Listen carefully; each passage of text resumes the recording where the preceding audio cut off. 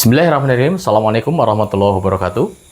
Alhamdulillah wassalatu wassalamu ala rasulillah wa ala alihi wa sahbihi wa man tabi'ahum bi ihsanin ila yaumil qiyamah. Sobat filah arsadin wassalamualaikum.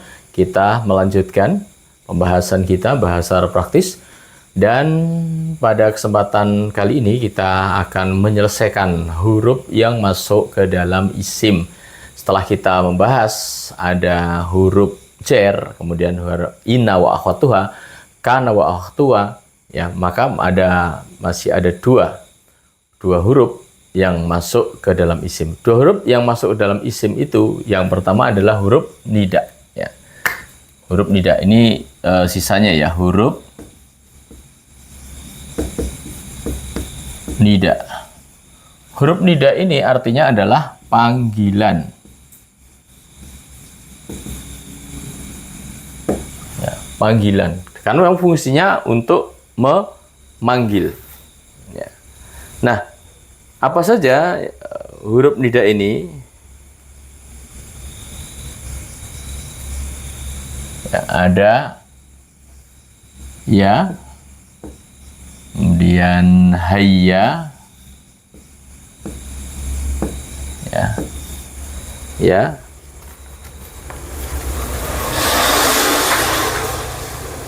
kemudian ada ayu,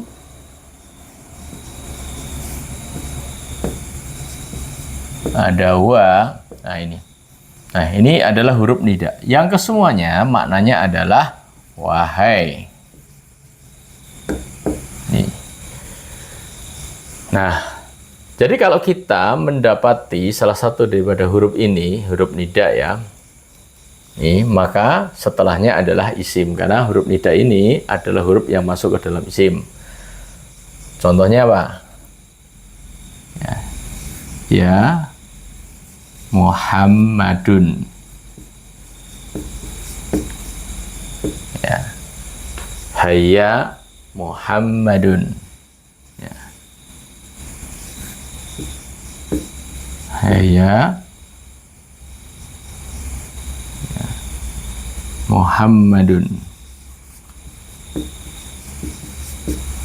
Nih, contoh ya ini. Nah, kemudian apa kaidahnya? Ya, kaidahnya. Jadi manakala ada huruf nida yang bertemu dengan satu isim, maka diharokati marfu. Ya, isimnya nanti diharokati marfu. Idul merahnya mana? Diharokati marfu. Ya, ini. Nah, jadi kalau nyambungnya satu isim seperti ini ya.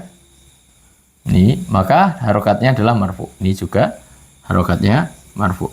Yang bisa Nah, kalau nyambungnya dua isim, maka isim yang depan diharokati mansub, yang belakang diharokati majrur. Contohnya,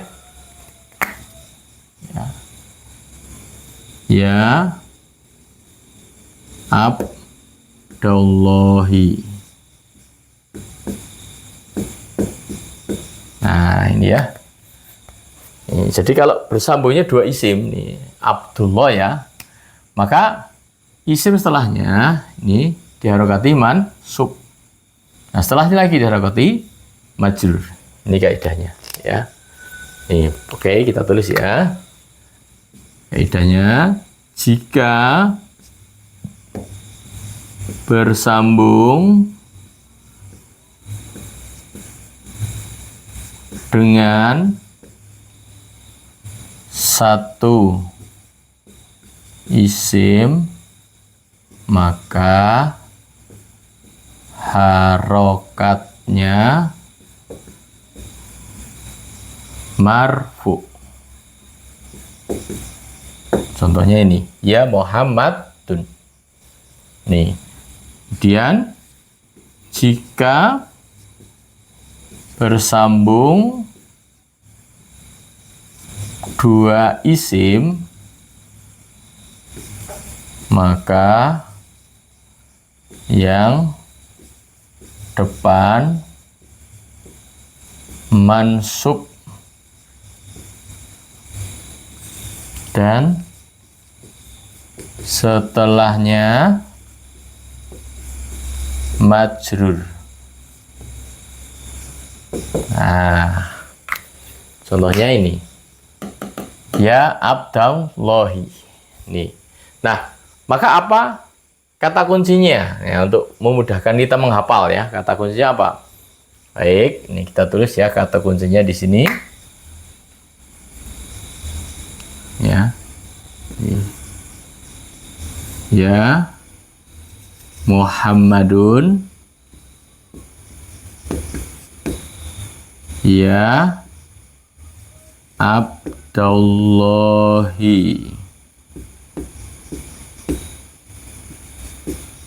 Nah, ini kata kuncinya ya. Ya Muhammadun, ya Abdallahi. Ya Muhammadun, ya Abdallahi. Jadi kalau bertemu dengan satu isim maka diharokati marfu. Tapi kalau ada dua seperti ini diharokati ya, yang depan itu adalah mansub, yang belakang adalah majrur.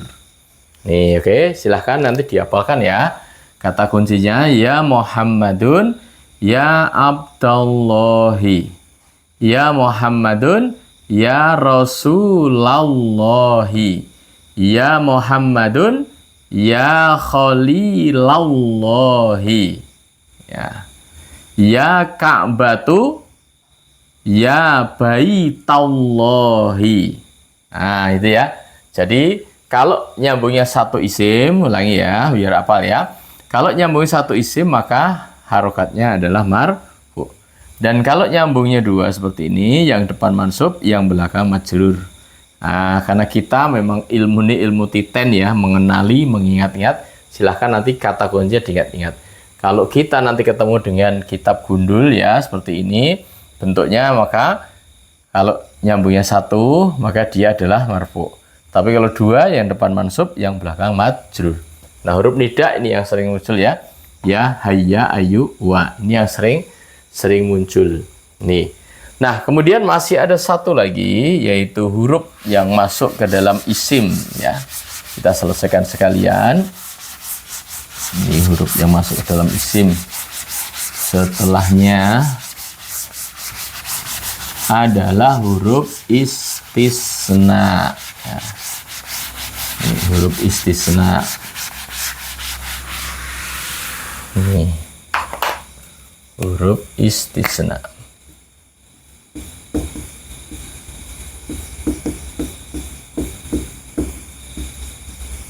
Yang artinya apa? Pengecualian.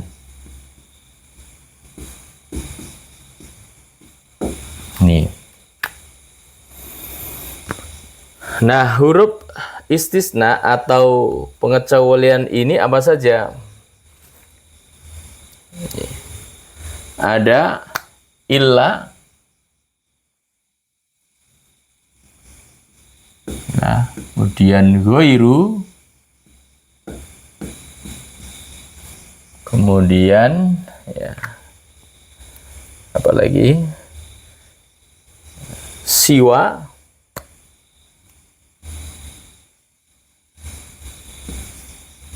Nah, ada.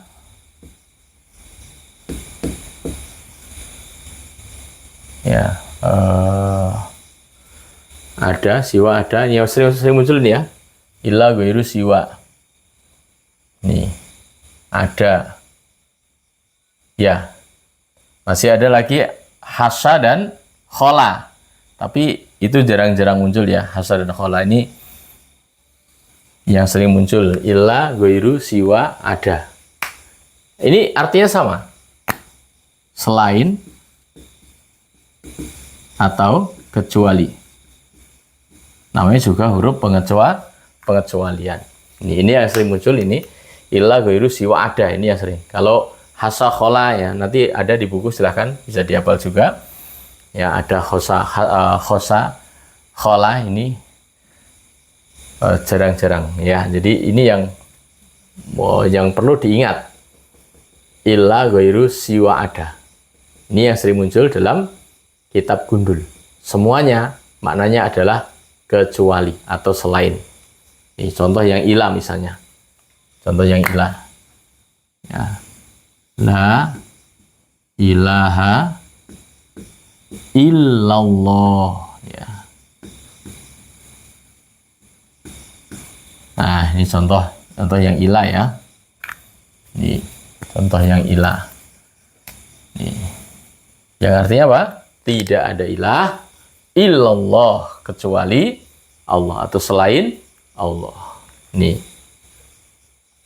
Contoh yang goiru ya. Ya. Ya, goiru goirul makhluki misalnya. Goirul makhluki. Ya, goirul makhluki. Nah, ini goiru. Goiru makhluki berarti selain makhluk. Ini.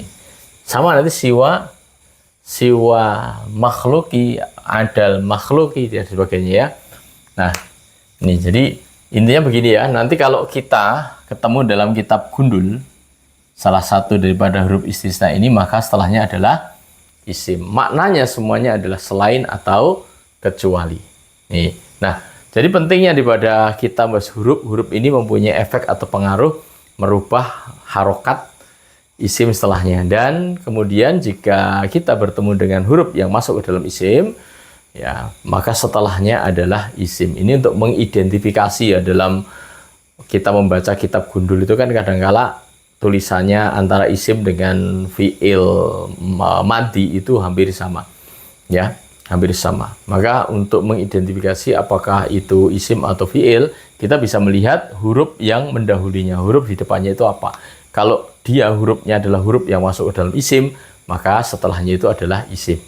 Nah, adapun kalau huruf yang masuk ke dalam fiil, maka setelahnya adalah fiil. Nanti insya Allah akan kita lanjutkan bahasan selanjutnya, yaitu huruf yang masuk ke dalam fiil. Tapi sebelum masuk ke situ, ya tolong dihafalkan terlebih dahulu. Nah, sekali lagi bahasa Arab seperti mata rantai yang tidak boleh putus, harus nyambung terus. Ya insya Allah dengan yang sederhana ini, mudah-mudahan kita sudah bisa membaca dan menerjemahkan ya kitab atau Arab Gundul.